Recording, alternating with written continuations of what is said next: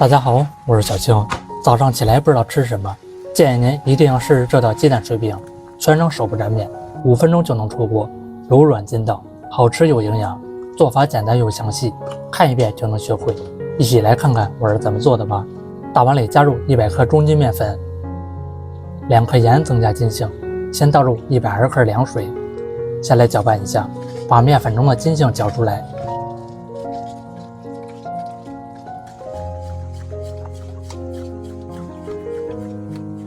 一直搅成呈现面条状就可以了。再次加入6克清水，再准备一把小葱香菜，切成末。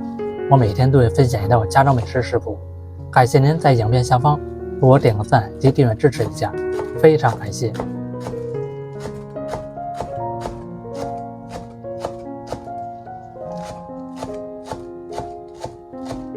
全部切好放入大碗里面，再加入1个鸡蛋。调味加半勺味精，胡椒粉多放一点去腥增香，半勺姜粉，一点点的香油提味增香。继续来搅拌一下，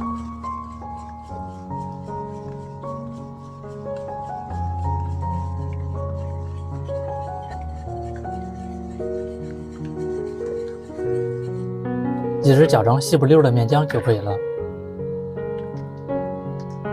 平底锅里喷一层食用油，再蒯入1勺面浆，晃动一下锅，整体平整。全程省用小火慢慢捞，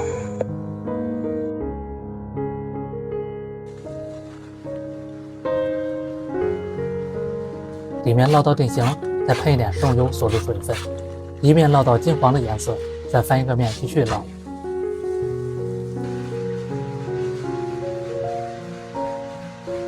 在家里做这道鸡蛋水饼又简单还比较快速，几分钟就能搞定。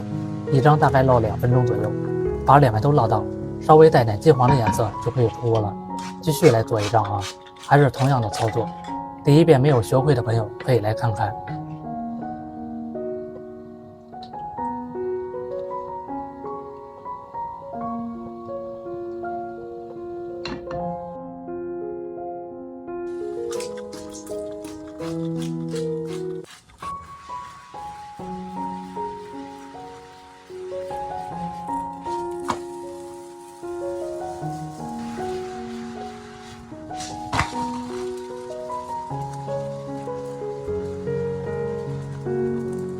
这么一道鸡蛋水饼就做好了，是不是非常简单？如果您早上起来不知道吃什么，可以试试这样做，柔软筋道，好吃又营养。自从这样做一次，家里孩子也是隔三差五点面吃，做法简单易学，喜欢吃就赶快收藏起来试吧。感谢您的订阅支持，我们下期食谱再见。